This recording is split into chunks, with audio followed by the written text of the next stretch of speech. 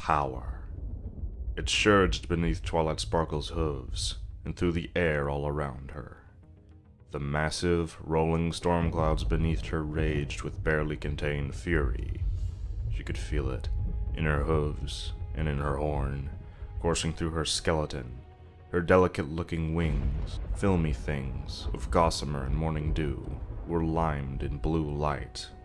The taste of metal was on her tongue. A dragon stood before her on the cloud bank, silhouetted against the moonlight. It was an ancient, scarred beast the size of a mountain. The monster dwarfed Twilight. The pony could have fit comfortably between its teeth. It bore the marks of battle all over its body, millennia of scar tissue. It reared up and drew a deep breath. The gout of dragonfire the creature was preparing to unleash could have leveled a forest. Its breath died away. Its good eye opened wide in shock as Twilight, with no help from the dragon, burst into flame. 5 days earlier. Princess Luna, how nice to see you! Dusk was falling across the small town of Ponyville. Twilight Sparkle was outside the sprawling tree that served as both her home and Ponyville's library, extinguishing the candle that served to let ponies know whether the library was open or not. She had been preparing to go find some dinner when a familiar purple mist welled up before her. It coalesced into the imposing dark form of Luna, Princess of the Night, and one half of Equestria's ruling diarchy. Good evening, Twilight Sparkle. Luna's booming voice reverberated off the buildings around her deafeningly before she caught herself, bringing a hoof to her mouth. We mean, good evening, Twilight Sparkle. It's good to see you as well. Pray tell, where are you going? Twilight Sparkle responded dully, shaking her head slightly and nickering as she recovered from Luna's careless lapse in the royal Canterlot voice. I was just heading to the cafe to get something to eat. You're welcome to join me, Princess. Then I shall do so. Smiling broadly, Luna gestured away from the library. I require a meal as well, and there is only so much I can take from the royal Canterlot kitchens. I have not yet grown reaccustomed to the rich food my sister prefers. Twilight smiled brightly as the two ponies began walking toward Ponyville Square. So, what brings you to Ponyville this evening? Just visiting? The reason for my visit is partly social, said Luna, her eyes twinkling mischievously. But I should say that I am here more on state business. What sort of business? Asked Twilight, her curiosity quipped.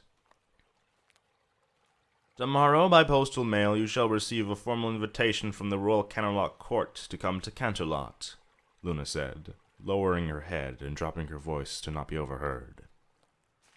You have been selected to participate in this year's Moonstone Cup tournament. Twilight stopped dead, as if the princess had just struck her in between the eyes with a 2x4. What? Me? What? But I'm not a powerful magician. If you're not, then who can claim to be? But Princess, how? Why? The purple unicorn stammered. That's a contest for experienced wizards. I'm not even finished with my studies yet. Luna stopped as well, looking at her smaller friend evenly. Neither am I, nor is my sister. What true student of magic is ever through with their studies? But you are skilled, and you have a sponsor, Twilight Sparkle. And the awards committee agreed that you are more than qualified to compete at your age level. Twilight sat down heavily. A sponsor? Princess Celestia? Luna shook her head, smiling. No, my sister is head of the committee. She is not eligible to nominee nor sponsor any entrant. Then who? I think, the princess said tentatively, that only Discord knows the true extent of your power better than I. I was impressed well before the first such tournament, but when my sister informed me of it, I could think of no one more deserving of a place than you. Twilight blinked. I don't know what to say. Thank you, Princess. You're very welcome, Luna said brightly. Now come, I desire a daffodil sandwich. The next day, Twilight, Applejack, Rarity, Fluttershy, and Spike were clustered in a circle on the floor of the Ponyville Library, while Pinkie Pie bounced around, cheering. Oh my gosh, Twilight, you're the best unicorn ever! Pinkie Pie shouted as she bounced carelessly near and around the other ponies. We're going to Canterlot, and Twilight's gonna win the trophy because our friend is the best unicorn ever! Well, thank you, Pinkie Pie, Twilight said bashfully. In front of her, in the middle of the group and somehow miraculously unharmed by Pinkie Pie's leaping around, was the promised letter. It was written in an elaborate script, on golden woven paper, and stamped with Princess Celestia's royal seal and the smaller wax seal of the Moonstone Cup Awards Committee.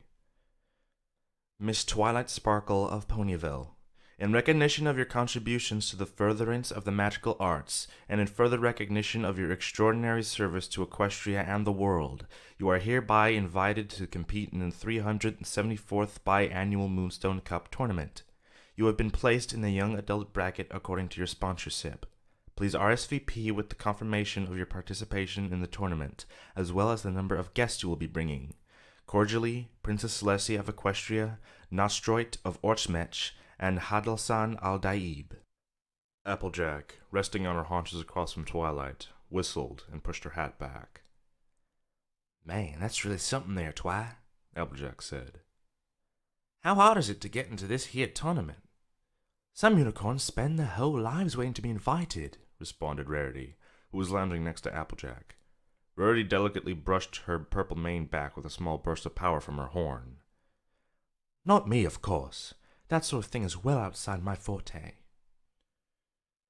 This is so exciting, said Fluttershy. This was tantamount to Pinkie screaming and bouncing off the walls. Do you think you'll win, Twilight? Win? I don't want to get ahead of myself. No one in the young adult bracket has won the cup in over a century. I'll probably be competing with magicians from all over the world, and not just unicorns either. Twilight fidgeted. I just hope I place well in my bracket. I don't want to disappoint the princesses. Disappoint the princesses? Please, Twilight, Spike snorted.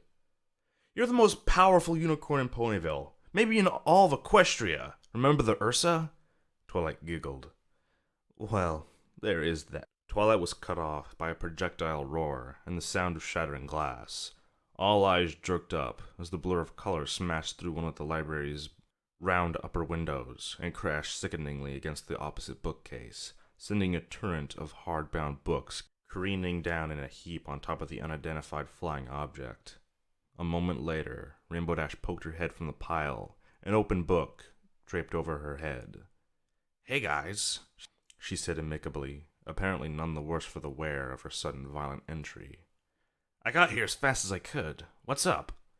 Rainbow, Twilight said, clambering to her hooves and walking over to the heap. I just finished sorting this entire section. Now I'll have to sort through several hundred technical manuals all over again. You mean I will, muttered Spike under his breath. Rainbow Dash stood, pushing the books off of her and blushing slightly. Sorry, Twilight, she said abashed. I guess I still need to work on landing from a high-speed approach. So what you A pink blur flew through the air and onto a pile of books, and they were knocked away, leaving Rainbow Dash on her back and Pinkie Pie standing on top of her. We're going to Canterlot, Rainbow Dash! We're going to Canterlot, and Twilight's going to win the best magician trophy ever because she's the best magician ever! Twilight read the letter again, and with a little help from Applejack explaining the importance of the tournament and restraining Pinkie Pie, Rainbow Dash was soon caught up. Whoa, that's cool, Twilight, came Rainbow Dash's decision on the subject after brief consideration. I can't wait to see you show those other unicorns who's boss. She engaged in some brief, vigorous airboxing to underscore the point. Thanks, Rainbow, Twilight giggled. But it's not that kind of tournament. It's not? Well, not all of it, anyway. The next day, Twilight and her friends gathered outside of the Ponyville Library. So, Twi, they sending a carriage for us or something? Applejack asked. Twilight responded with a smile and a shake of her head. It's a magic tournament, remember? We'll go by magic.